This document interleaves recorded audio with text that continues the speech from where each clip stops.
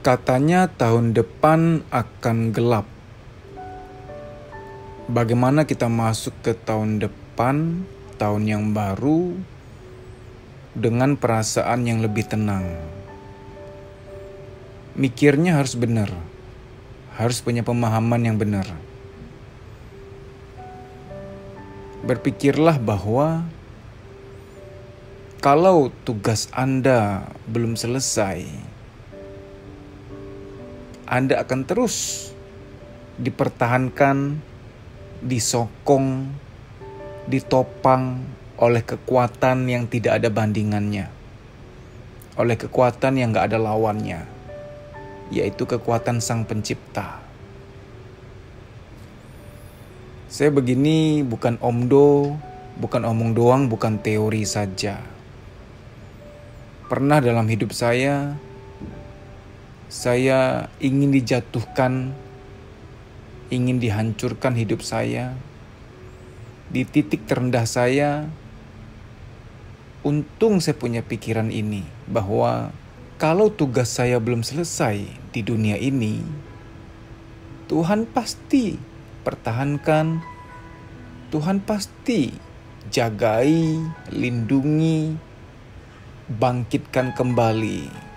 Karena memang menghadapi ujian, menghadapi orang-orang yang jahat, apalagi menghadapi makroekonomi, menghadapi situasi global yang kita nggak punya daya untuk mengendalikannya, kita benar-benar harus mengandalkan pencipta kita dengan pikiran yang benar bahwa kita diciptakan untuk sebuah tujuan.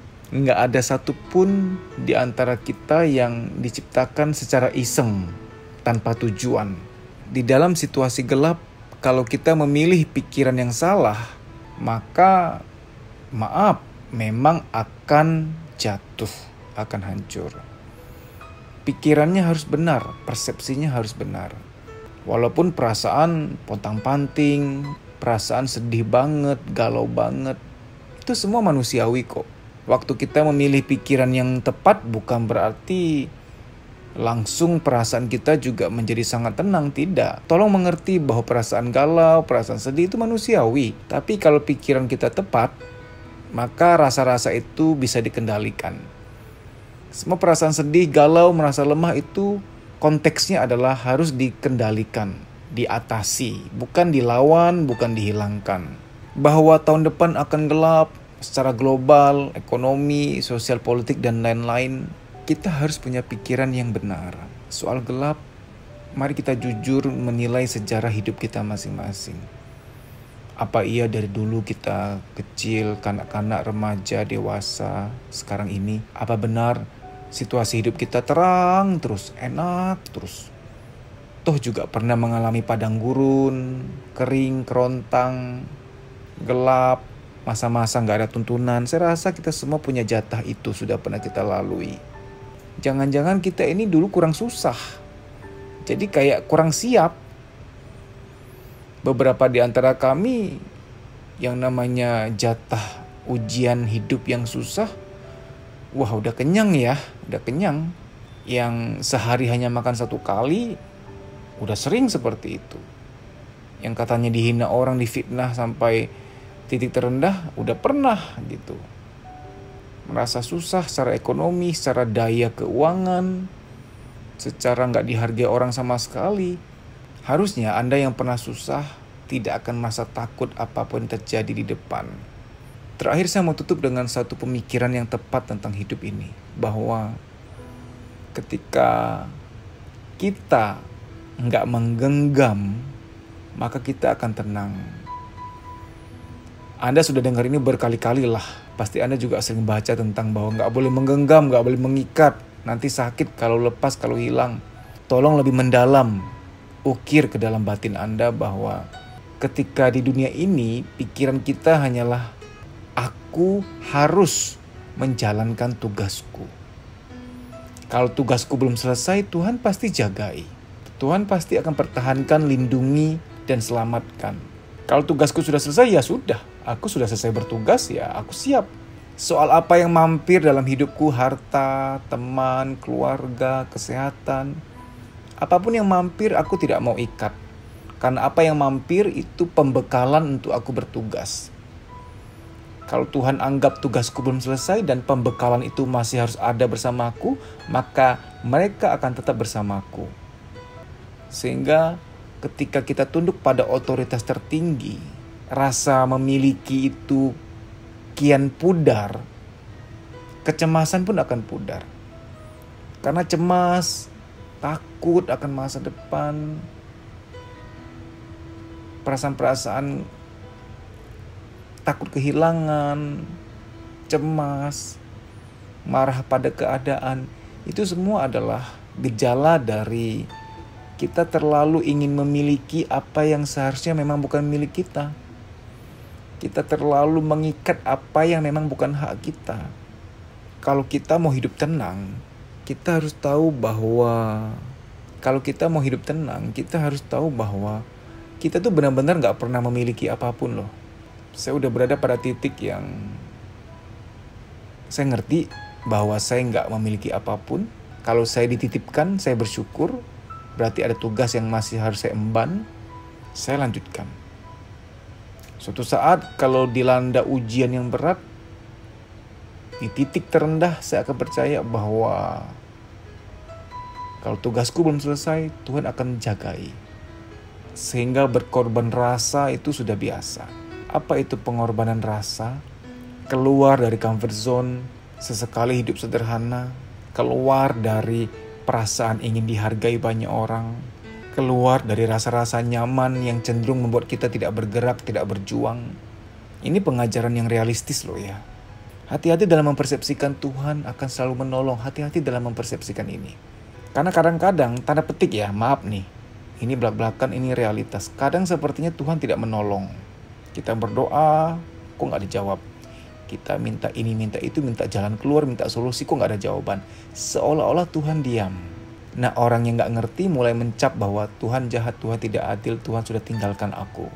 Padahal terkadang cinta dari Sang Pencipta itu gak selalu berwujud doa yang dikabulkan. Namun bahwa Anda masih disertai, dijagai. Anda yang sedang sakit, berdoa minta kesembuhan kok belum sembuh-sembuh.